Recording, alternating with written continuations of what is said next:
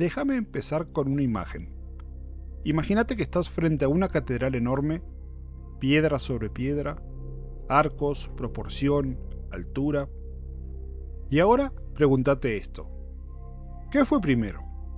¿La piedra, el plano, la herramienta o la idea de que el ser humano puede construirse a sí mismo con el mismo cuidado con el que construye una catedral? Porque si la masonería tiene un origen, no es solo una fecha, es una necesidad humana. La necesidad de darle forma al caos, de levantar orden donde había desorden, de pulir no solo la piedra, sino la conciencia. Y si eso te suena más actual de lo que parece, quédate, porque hoy vamos a viajar al origen de la masonería, o al menos a uno de ellos, sin mitos, sin fantasía y con los pies en la tierra.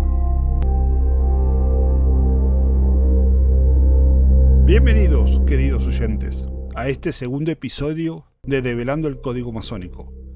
Muchas gracias por darse este tiempo, un espacio para comprender a la masonería desde otra perspectiva, donde el símbolo no se explica, se comprende.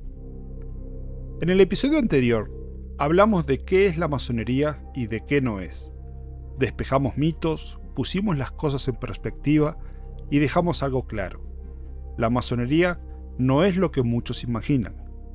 Hoy seguimos ese camino, y lo hacemos con una pregunta simple, pero inevitable. ¿De dónde viene todo esto?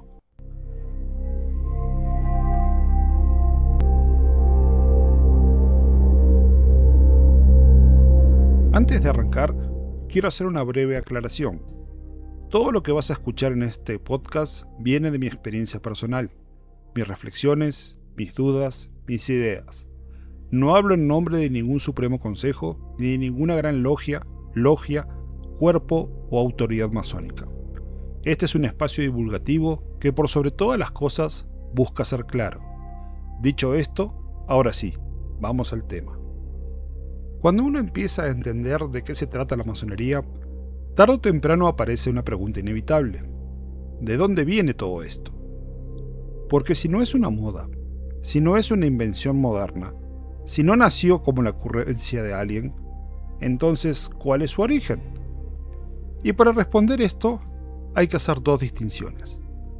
Por un lado, están los orígenes históricos y simbólicos, que son largos, complejos y, siendo honesto, muy interesantes de investigar, al cual ya le dedicaré un episodio a los orígenes históricos, yo creo que más de uno seguramente. Y, por otro lado, está el origen institucional, que es más reciente y más concreto. Pero la pregunta real es, ¿por qué nos obsesiona tanto el origen de la masonería? Hay una razón por la cual esta pregunta aparece tan temprano. Cuando entras a cualquier grupo humano, sea una empresa, un equipo, una religión, un movimiento, una familia grande incluso, lo primero que te cuentan es una historia de cómo comenzó todo. Y es perfectamente normal, porque las historias crean pertenencia. Te dicen, aquí venimos a hacer esto, y venimos desde acá. Pero también hay una trampa. Cuando una historia se repite demasiado, puede dejar de ser una pregunta y volverse propaganda. Y ahí es cuando el origen deja de iluminar y empieza a justificar. Si lo pensás, pasa en todas partes. Hay empresas que se presentan como si hubieran nacido de un garage heroico, aunque hoy funcionen como máquinas frías. Hay países que se inventan relatos perfectos para no mirar sus heridas. Hay familias que cuentan un mito sobre sí mismas para no hablar de lo que duele. Y la masonería no está exenta de este tipo de historias. También tiene relatos, algunos son históricos, otros son simbólicos y algunos son, siendo suaves, aspiracionales. ¿Y qué haría un escéptico con todo esto? El escéptico nos diría, una institución necesita legitimarse, necesita una narrativa, necesita un pasado respetable y tendría un muy buen punto. El problema es cuando confundimos dos cosas. Una cosa es usar una historia para orientarte y otra es usar una historia para no cuestionarte. Por eso, mientras te cuento fechas y procesos, me interesa más que te hagas en mente una pregunta sencilla. ¿Qué estás buscando vos cuando preguntás por el origen de la orden? ¿Buscas entender o buscas un sello de garantía? Si buscas entender, este episodio te va a servir. Si buscas un sello, tal vez te vas a frustrar. Porque la historia real es más humana de lo que todos creemos, y por eso es más interesante. En este episodio me voy a centrar principalmente en el segundo, porque nos da una fecha, un lugar y un punto de partida claros. Ya más adelante habrá tiempo para explorar los orígenes históricos y simbólicos que para mí son los más ricos y los que realmente explican el espíritu de la orden. Ahora bien, lo que te voy a compartir no es nuevamente una verdad absoluta, es una lectura posible. Hay quienes la discuten y con buenos argumentos, pero conocerla ayuda a entender cómo se ha ido construyendo el lenguaje y el espíritu de la masonería. Para empezar, hay que viajar varios siglos atrás, a una época en la que construir no era una metáfora, era una necesidad real, concreta.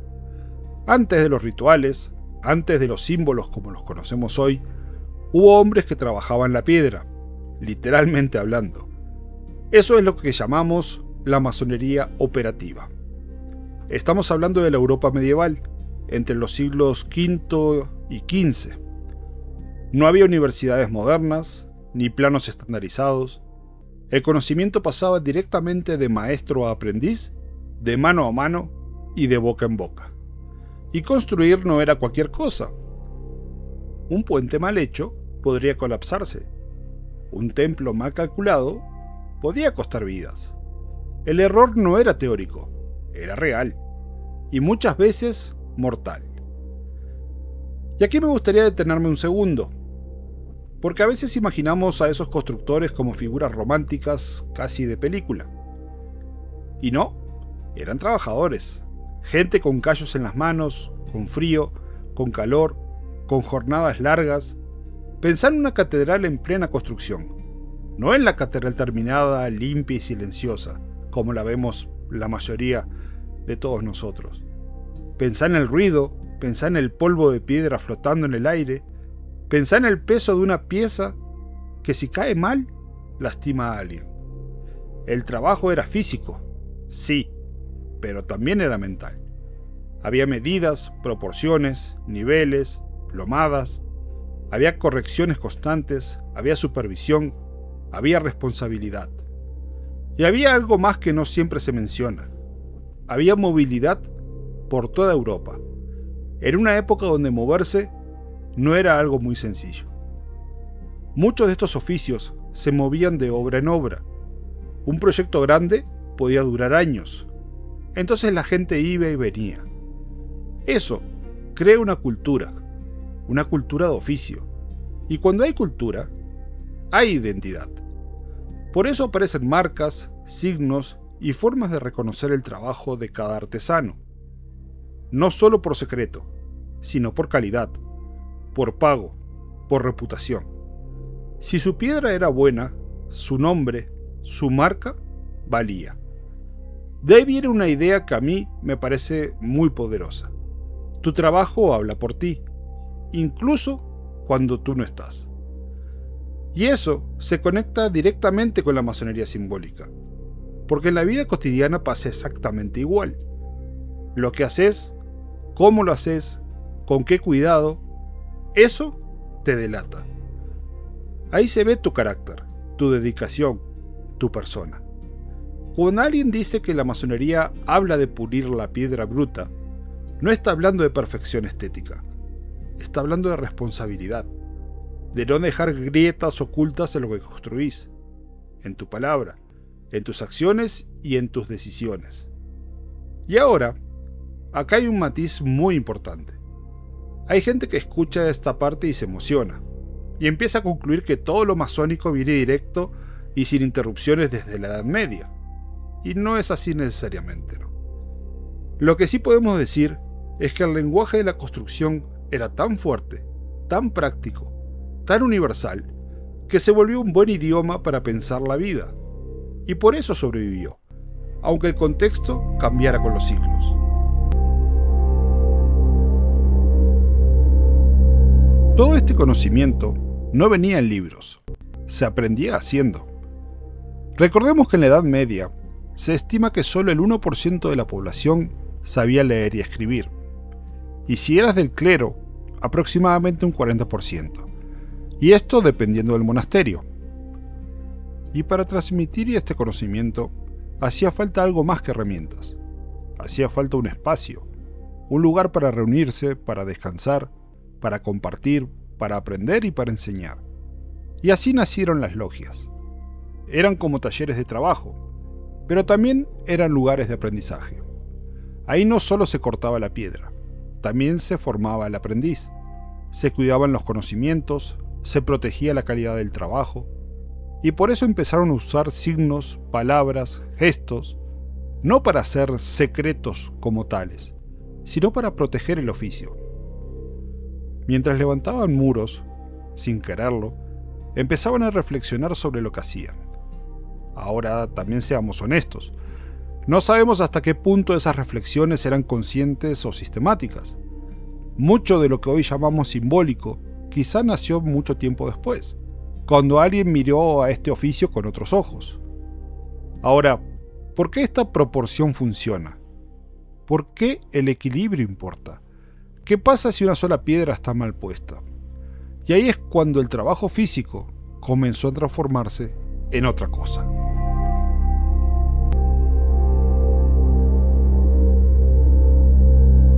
Y poco a poco, sin proponérselo, el oficio se fue volviendo simbólico. La piedra ya no era solo piedra, era materia en bruto, lista para ser trabajada. La herramienta ya no era solo una herramienta, era una forma de pensar. Cada error enseñaba algo, cada acierto también. El trabajo exterior empezó a reflejar un trabajo interior, y eso lo cambió todo. Con el tiempo, las grandes construcciones fueron cada vez menos, las catedrales dejaron de levantarse, y acá aparece una de las grandes discusiones. Si las logias realmente continuaron con ese trabajo, o si más bien alguien decidió apropiarse de ese lenguaje para otra cosa. Pero lo cierto es que las logias no desaparecieron, se transformaron. Empezaron a recibir hombres que ya no trabajaban la piedra, pero que querían construirse a sí mismos. Y ahí fue cuando se empezó a cambiar lo material por lo espiritual, lo que está afuera por lo que está adentro. Ahora bien, no todo el mundo está de acuerdo en cómo fue esa transición. Hay quienes dicen que no hay una línea cronológica tan directa entre los constructores medievales y la masonería simbólica de hoy, que la relación es más inspiración que herencia. Otros sostienen que los símbolos se construyeron tiempo después, para dar un sentido a una nueva tradición. Y también están quienes dicen que los símbolos no son universales, sino que funcionan dentro de una cultura y un contexto específico. Y todo eso es válido. Y tomarlo en cuenta no debilita la masonería, al contrario, la hace más pensable. Cuando alguien se acerca a la masonería por primera vez, casi siempre llega con una lista de ideas ya preconcebidas. Los templarios, Egipto, la Atlántida, una sociedad secreta que controla gobiernos, una biblioteca escondida con verdades prohibidas. Y mirá, esto lo digo con todo el respeto. Entiendo por qué atrae. Porque el mundo real a veces se siente aburrido, lento, burocrático. Entonces aparece la fantasía, y la fantasía promete sentido inmediato. Pero hay un riesgo. Si entras buscando una película, te vas a perder la parte más valiosa, que es mucho más silenciosa, y por eso exige más. Un escéptico diría, esas historias son marketing, son ficción, son exageración, y en muchos casos tiene razón. Hay cosas que se han repetido sin una evidencia histórica sólida. Hay conexiones que suenan bonitas, pero no resisten una revisión seria, son parte de la leyenda. Ahora, que una historia no sea comprobable no significa que sea inútil o que no sea verdadera. Acá es donde la masonería juega en dos niveles. Uno es el nivel histórico, el de los documentos, fechas, instituciones, y otro es el nivel simbólico, el de los relatos que funcionan como espejos. El problema aparece cuando confundimos uno con el otro, cuando un símbolo se vende como un dato histórico. Ahí se rompe toda la honestidad. Entonces, si vos escuchaste teorías grandiosas, no te voy a pedir que las borres de golpe. Solo te invito a hacer algo muy masónico, aunque suene raro decirlo así. Separar el deseo de creer de la disciplina de verificar. Porque si no haces esa separación, el origen se vuelve una excusa.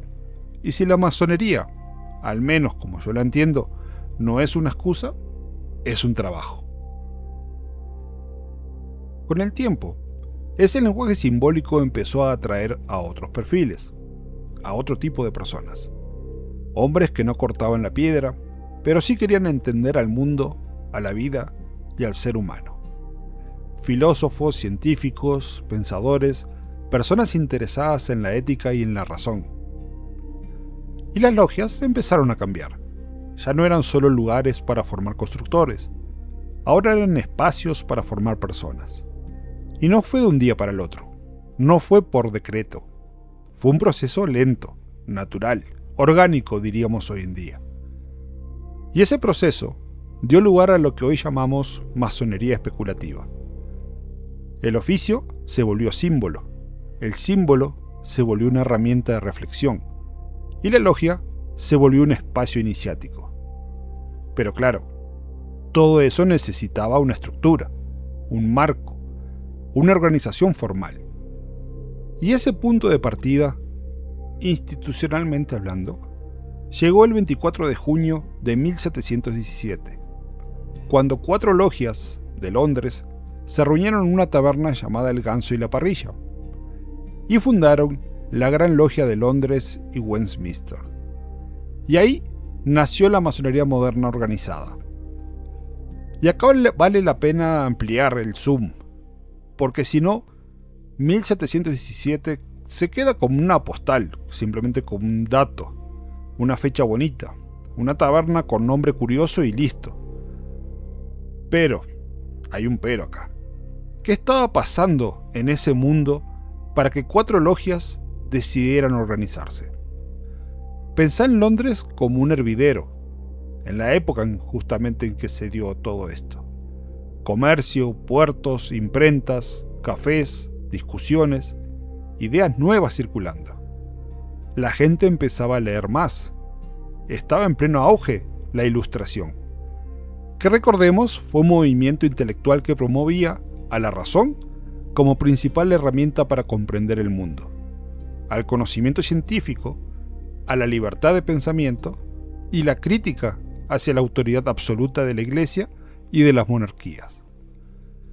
Con pensadores como John Locke, precursor del liberalismo político, Voltaire, defensor de la libertad de expresión, Montesquieu, creador de la teoría de la separación de poderes, se discutía de ciencia, de política, de religión, de moral, y al mismo tiempo, Europa venía cargando heridas muy profundas, conflictos religiosos, luchas de poder, persecuciones y un largo etcétera. En ese contexto, un espacio donde hombres de distintas ideas pudieran sentarse a conversar con respeto, sin imponer, escuchando al otro, era algo raro, pero muy valioso. No necesariamente perfecto, pero sin lugar a dudas, muy valioso. Muchos imaginan que 1717 fue el nacimiento de un secreto enorme. Yo lo veo al revés. Fue el nacimiento de una estructura, de una decisión práctica. Como decir, si queremos que esto sobreviva, tenemos que ordenarlo, darle una forma. Y eso, otra vez, suena poco glamoroso, seamos honestos, ¿no? Pero es profundamente humano. Es como cuando una comunidad crece. Al principio todo es espontáneo, desordenado, y después, si no pones orden, estructura, se termina rompiendo. Y no por maldad, sino por caos. Entonces, en lugar de ver a 1717 como un origen místico, míralo como un acto de responsabilidad. Un grupo diciendo, esto importa lo suficiente como para cuidarlo. Y acá aparece otra pieza clave que suele pasarse por alto. Unos años después, se publicaron reglas y principios que buscaban darle forma a esa convivencia. No era solo reunirse, era establecer límites, un lenguaje común, una identidad pública. ¿Y qué diría un escéptico aquí? Me gusta siempre ponerme a veces del lado escéptico, ¿no? Yo creo que diría algo así como, claro, necesitaban legitimarse, necesitaban verse respetables ante la sociedad. Y sí, seguramente tenga razón, pero eso no quita el valor del intento, porque en el fondo, la pregunta sigue siendo la misma. ¿Qué haces con un espacio donde se habla de carácter, de ética, de trabajo interior y sin caer en dogmas?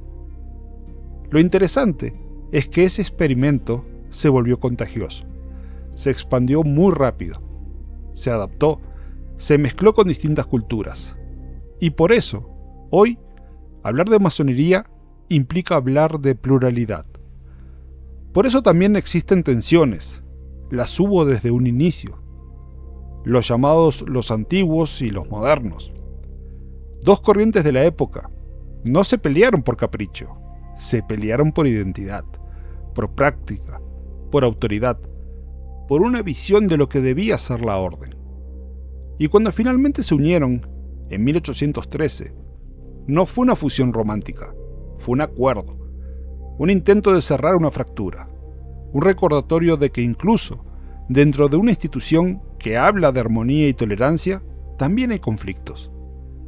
Y esto a mí me parece una lección brutalmente útil, porque si alguien te vende a la masonería como un lugar sin tensiones, te está vendiendo una fantasía.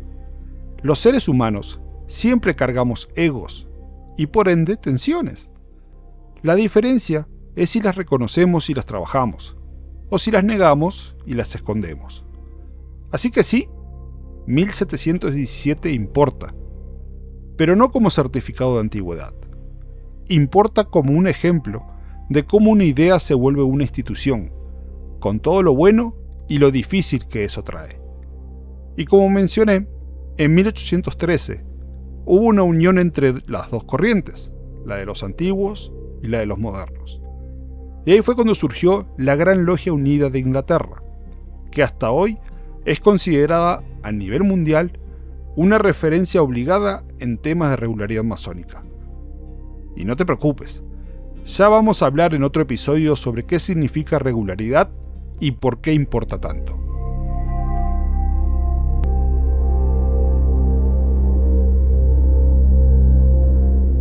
Tal vez ahora te estés preguntando, ¿y si todo esto nació hace siglos?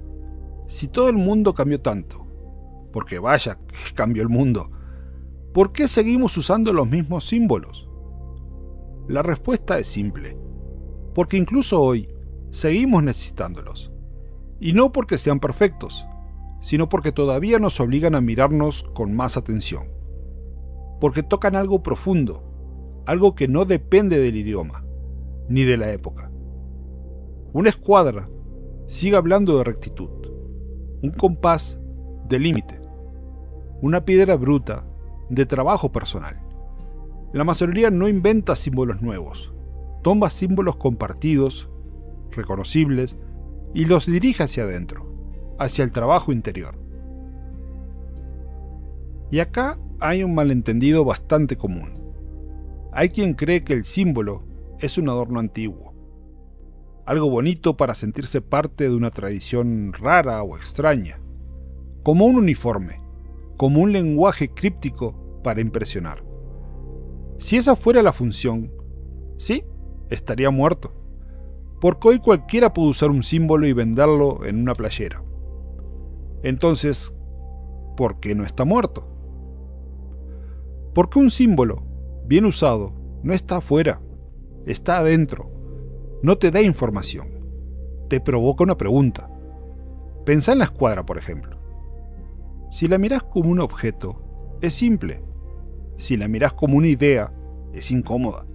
Te recuerda que no todo lo que deseas es legítimo, que hay líneas que no deberías de cruzar, aunque puedas. Y ahí aparece la primera crítica moderna. Un escéptico podría decir, eso es moralismo, eso es control social. Y puede serlo, si lo usas así. Si usas el símbolo para juzgar a los demás, sí se vuelve moralismo. Si lo usas para vigilar, sí, se vuelve control. Pero el símbolo, cuando se comprende bien, no apunta hacia afuera. No es para medir al vecino, es para medirte a vos mismo. Ahora, pensá en el compás. Sirve para medir, para delimitar, para dar proporción. Y en un mundo que premia lo exagerado, lo que grita, lo que se vende bien en 5 segundos, la proporción se vuelve casi subversiva. Porque te pide que bajes el volumen, que no te infles, que no te comas tu propio personaje. Y eso no siempre gusta. Por eso, mucha gente se aleja de la institución, no por falta de información, sino por falta de disposición a medirse. El símbolo te pone un límite sin insultarte. Te dice con calma, revisá. Y luego está la piedra bruta. Esta es, para mí, la más fácil de entender conceptualmente hablando, y a su vez la más fácil de traicionar. Porque todos queremos pensar que estamos trabajándonos, todos queremos sentir que estamos evolucionando, pero la piedra bruta te pide una cosa concreta, te pide evidencia. ¿En dónde se nota tu trabajo? ¿En qué se ve distinto tu carácter hoy comparado con hace un año? ¿Cómo te ve tu entorno? ¿Qué reacción tuya ya no es automática cuando la cuestionan? ¿Qué idea tuya ya no necesitas defender como si fuera la verdad absoluta? Ahí es donde el símbolo deja de ser poesía y se vuelve exigencia. Y sí, también hay otra crítica muy legítima. Hay quien dice, estos símbolos nacieron en un mundo de hombres, de oficios, de jerarquías, y hoy el mundo es otro. ¿No deberíamos de actualizarlos? Y mi respuesta es esta. Lo que debe actualizarse no es el símbolo, es nuestra forma de leerlo. Porque el símbolo no te obliga a repetir un pasado, te obliga a pensar el presente con más precisión. La escuadra puede hablarte de límites en el uso del poder, en el trabajo, en la familia, en un liderazgo. El compás puede hablarte de medida en el ego, en el dinero, en el consumo, en la ambición. La piedra puede hablarte de disciplina cuando nadie te ve. Y si no te habla de eso, entonces el símbolo está siendo decorativo. O peor, está siendo usado como una coartada. Y acá voy a ser directo. Hay gente que usa la idea de tradición para sentirse especial, como si pertenecer fuera lo mismo que transformarse, como si citar palabras bonitas fuera lo mismo que vivirlas. Eso no es masonería, eso es teatro. Y esto no lo digo a la ligera, lo digo porque existe. El símbolo no te hace mejor, el símbolo te da un lenguaje para no mentirte tanto, pero funciona solo y solo si aceptás una condición. Tenés que estar dispuesto a mirarte sin maquillaje, sin mentiras. Por eso la masonería, cuando se vive con seriedad, no suele ser un lugar de euforia. Es un lugar de proceso, de pequeñas incomodidades, de correcciones y de silencios. Y de una pregunta que se repite, aunque nadie la diga en voz alta. ¿Estoy haciendo el trabajo que debo hacer o solo estoy cerca de quien trabaja? Y ahí conecto con algo que a mí me gusta recordar. El origen institucional puede darte estructura, pero lo que mantiene vivo a un símbolo es lo que haces con él, no lo que decís sobre él. Por eso hay personas que llevan años dentro y no han cambiado nada. Y hay otras que en poco tiempo cambian su manera de actuar, de escuchar, de reaccionar. El símbolo no garantiza nada, el símbolo ofrece. Y vos decidís si lo usás para mirarte o para adornarte.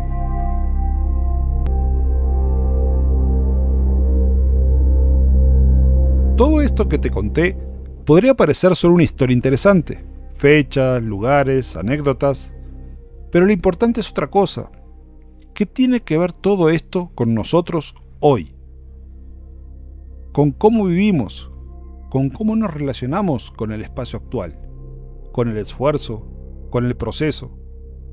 Mirar a los orígenes no es mirar el pasado por nostalgia, es entender por qué ciertas ideas siguen teniendo sentido. Te comparto una imagen personal. La primera vez que escuché lo de 1717, la verdad no me impresionó. Pensé, una taberna, 4 logias, una fecha administrativa. Si yo venía buscando algo espectacular, eso claramente no lo era. Pero con el tiempo, entendí que ahí estaba la lección. Lo espectacular casi siempre dura poco. Lo que dura es lo que alguien cuida, organiza y sostiene. Y eso conecta con nuestra época. Hoy todo se consume rápido. Un video, un post, una noticia, y al siguiente día ya nadie lo recuerda. Pero construir una vida más firme no funciona así. No hay atajos. Entonces, cuando miras el origen institucional, lo que ves es gente intentando crear un método para sostener una conversación en el tiempo. Una conversación sobre carácter, sobre límites y sobre responsabilidad. Y eso, para mí, es mucho más contemporáneo de lo que parece. Porque hoy sobran opiniones. Lo que falta es un método para revisarnos sin destruirnos. Y sobre todo, dar una opinión con fundamento. Así que sí, mira el origen, pero no para quedarte atrapado en él. Míralo para preguntarte si vos también estás construyendo algo que perdure. Cuando sabes de dónde viene un lenguaje, entendés mejor por qué todavía funciona. Y ahí, justo ahí, es donde la masonería sigue diciendo algo que es muy valioso. Hoy vivimos en la inmediatez. Queremos todo rápido, resultados, respuestas. Tal vez el verdadero origen de la masonería no esté en una fecha ni en una taberna, sino en una decisión mucho más profunda, la de aceptar que construir lleva tiempo y que no todo puede resolverse rápido. La masonería te propone otra cosa. Te propone proceso, tiempo, trabajo y compromiso. No te dice quién ser, te invita a mirarte y a construirte. Y para que esto no se quede en solo una idea bonita, te quiero dejar 3 imágenes muy concretas, no como lecciones, como recordatorios. La primera, nadie se vuelve bueno por decir que quiere. Se vuelve bueno por repetir, por corregirse y por seguir incluso cuando ya no hay entusiasmo. Y esto vale para el trabajo, para una relación, para la crianza, para el cuerpo, la mente y también vale para el carácter. La segunda lección es si tu vida está hecha de atajos, tarde o temprano aparece la estructura. Podés correr, podés improvisar, podés maquillarlo, pero una piedra mal puesta siempre se nota y tarde o temprano termina pasando factura. Y la tercera, el origen no es un lugar, es la decisión de hacerse responsable de lo que uno construye, incluso cuando nadie aplaude. Si escuchás este episodio y te queda una sola cosa, me gustaría que fuera esa. La masonería no se defiende con historias espectaculares, se sostiene con trabajo silencioso. Y como suele decirse, que tus actos y tus acciones hablen por ti. Y si esto te suena demasiado simple, excelente, porque la simplicidad es lo primero que a veces despreciamos cuando queremos vernos más inteligentes. Pero casi siempre, lo que más transforma es lo simple. No digo que sea fácil, pero es simple. Sentarte a tiempo, escuchar mejor, medir tus impulsos, corregir tu orgullo, cuidar tu palabra. Eso es construcción. Todo lo demás es puro discurso. Y a veces, y esto lo digo con cariño, el discurso es nuestra forma elegante de no cambiar. Por eso regreso al origen. No para admirarlo, para que me recuerde que acá nada se hereda gratis, se trabaja.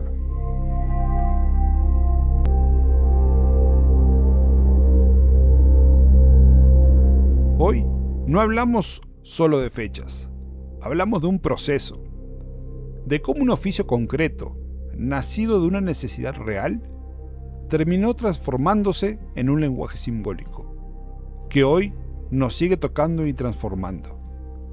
Porque los orígenes no solo explican de dónde viene la masonería, también nos ayudan a entender por qué sigue viva. Y cuando uno comprende eso, empieza a mirar a esta tradición de otra manera.